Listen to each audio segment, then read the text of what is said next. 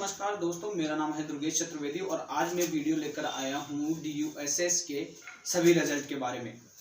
आज मैं कोशिश करूंगा इस वीडियो के अंदर आपको वो सभी जानकारी मैं प्रोवाइड करवा दूं जो आपके मन में सवाल जिस चीज़ को लेकर उठते हैं। इस वीडियो के अंदर उन सभी विषयों को हल करने की कोशिश करूंगा और चाहूँगा कि सभी प्रश्नों के आपके उत्तर मैं दे पाऊँ।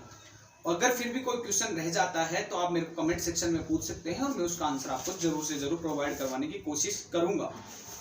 दोस्तों, हम कभी भी किसी विषय के बारे में, किसी वैकेंसी के बारे में तब तक डिटेल बता नहीं सकते जब तक हमने उसको एनालाइज नहीं किया हो।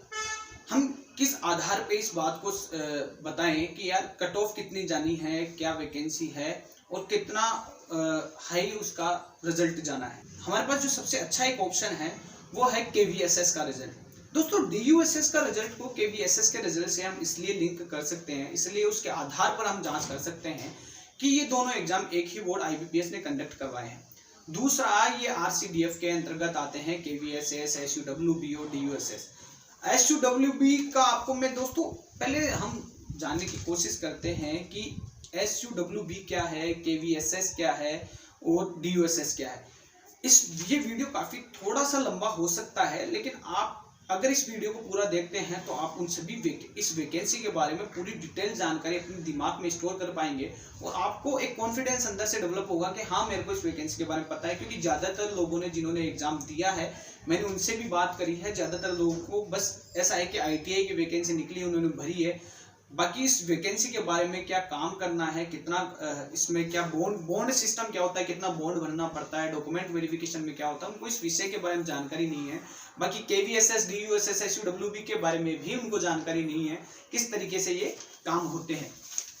दोस्तों, मैं कोशिश करूंगा इस वीडियो में आपको सभी थोड़ी कम समय में सारी जानकारी दे पाऊँ, ताकि आप इस कॉन्फिडेंस के साथ रहें कि हाँ, मेरे को सभी जानकारियां लगभग पता है। दोस्तों, SUBW का मतलब होता है सहकारी उपभोक्ता होलसेल भंडार।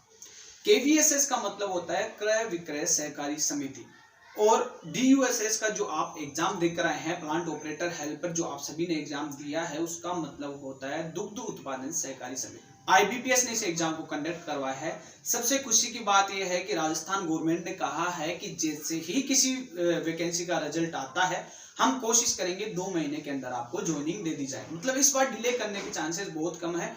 दूसरी खुशखबरी ये है कि IBPS ने एग्जाम कंडक्ट करवाया है, मतलब कि आपका रिजल्ट ज्यादा डिले नहीं होगा।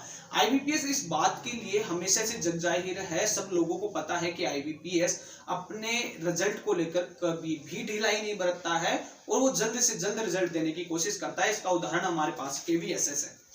दोस्तों, मैं आपको KVSS की कुछ जानकारियां देता हूं, उसके आधार पर हम DUSS को कंपेयर कर सकते हैं कि क्या स्टैंडर्ड है वो लगभग समान था और लगभग समान ही इनकी कट ऑफ जाने की संभावना है। क्योंकि मैंने जब KVSS के रिजल्ट को एनालाइज किया तो मुझे लगा कि हाँ, इतने तक ही रिजल्ट जाना चाहिए DUSS का भी।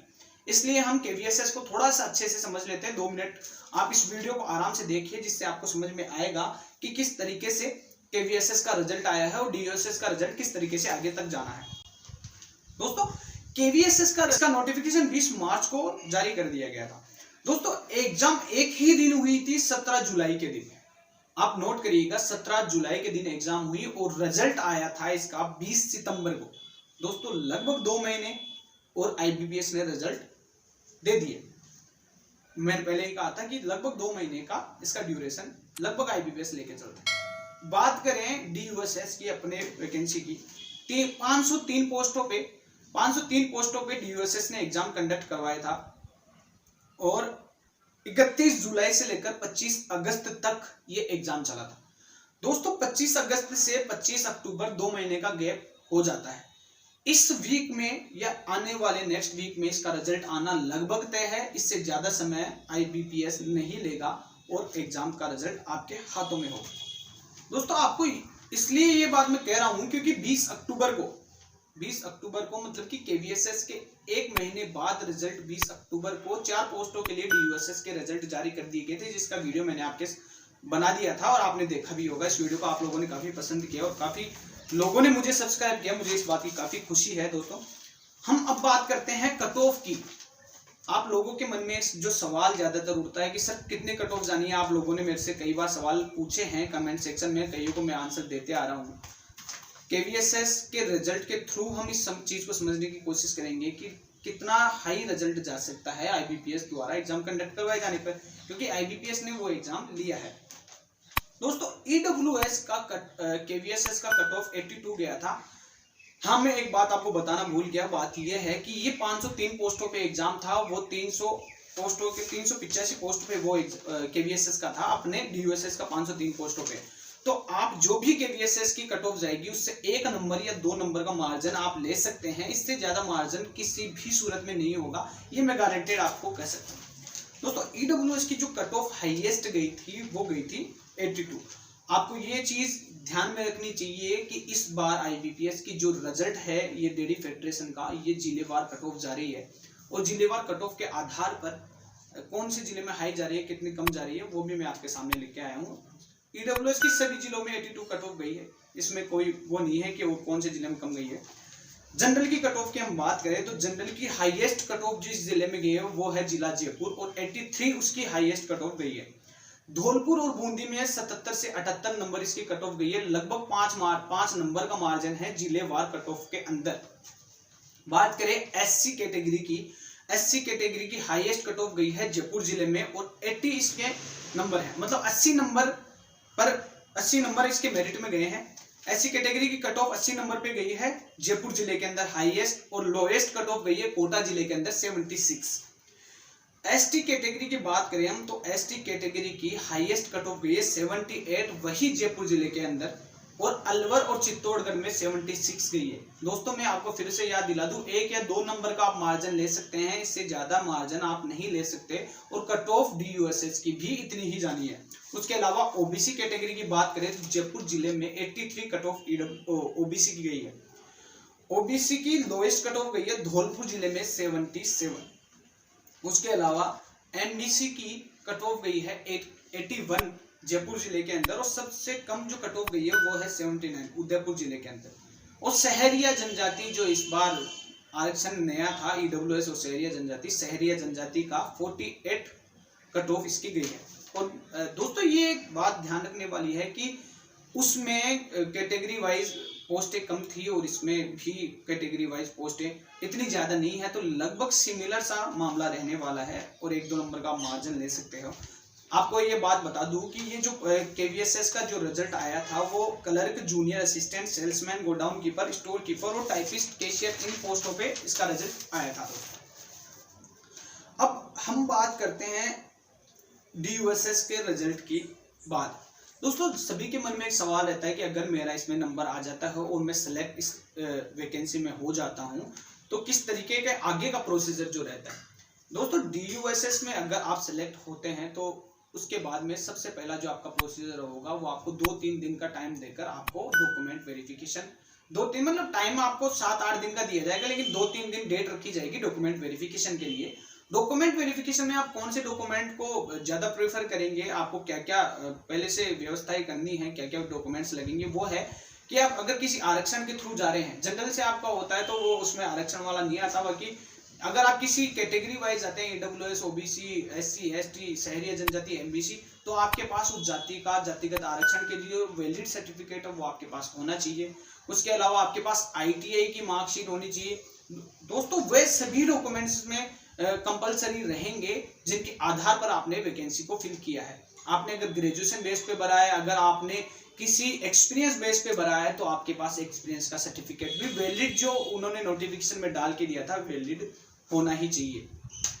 दूसरा दोस्तों, इसमें डॉक्यूमेंट वेरिफिकेशन हो जाने के बाद आप जब जॉब के लिए जाते हैं तो वहां आपसे एक बॉन्ड भरवाया जाता है। बॉन्ड क्या होता है ये भी मैं आपको बता देता हूं। दोस्तों कई बार क्या होता है कि आप किसी एग्जाम के लिए आप सेलेक्ट होते हैं, आप वहां ज्वाइनिंग लेते हैं, उसके बाद में आप उसको क्विट करके अगर आपकी किसी अच्छी और पोस्ट पे आपकी जॉब लग जाती है तो आप उसको क्विट करके उस पोस्ट के लिए चले जाते हैं।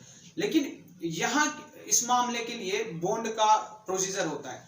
बॉन्ड में क्या होता है, आपसे एक निश्चित रकम के उस पर फॉर्म पे साइन करवा लिया जाता है कि आप अगर एक समय सीमा से कम समय में, मतलब एक निर्धारित समय सीमा जो उसमें बॉन्ड में होगी लगभग 2 साल 5 साल के आसपास, कि आप अगर इससे कम समय में इस जॉब को क्विट करके दूसरी जॉब के लिए जाते हैं तो आपको कुछ पेमेंट उस संस्थान को देना होता है जहां आप जॉब के लिए पहले से सिलेक्टेड थे, जहां आप जॉब कर रहे थे। ये जो बॉन्ड होता है ये लगभग 50,000 से 1 लाख तक के बीच में हो सकता है, जो आपको इसमें फिल करवाया जाएगा और आप उस बॉन्ड को फिल करके वो रकम देकर आप दूसरी जॉब के लिए जा सकते हैं। क्विट करने के लिए आपको वो रकम तो देनी ही होगी। दूसरा एक सबसे बेसिक सवाल आपके मन में होता है कि अगर मैं इस जॉब के लिए क्वालिफाई हो जाता हूँ, मैं इस जॉब में जब ज्वाइनिंग लेता हूँ तो मेरी सैलरी क्या होगी। दोस्तों सैलरी का ये सिस्टम है, मैं 2 सैलरीज के बारे में बात करूंगा, प्लांट ऑपरेटर और हेल्पर की सैलरी के बारे में।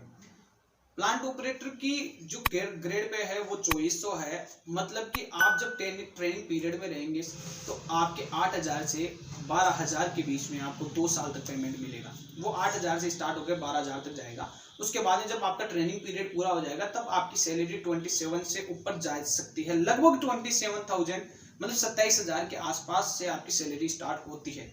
हेल्पर की ग्रेड पे जो है वो 1700 ग्रेड पे है और इसके आधार पर आपका जो सैलरी है वो ट्रेनिंग पीरियड में 6 से 10,000 के बीच में जाएगा और आपको जब ट्रेनिंग पीरियड पूरा हो जाता है उसके बाद में आपकी सैलरी लगभग 20,000 के आसपास से स्टार्ट होती है।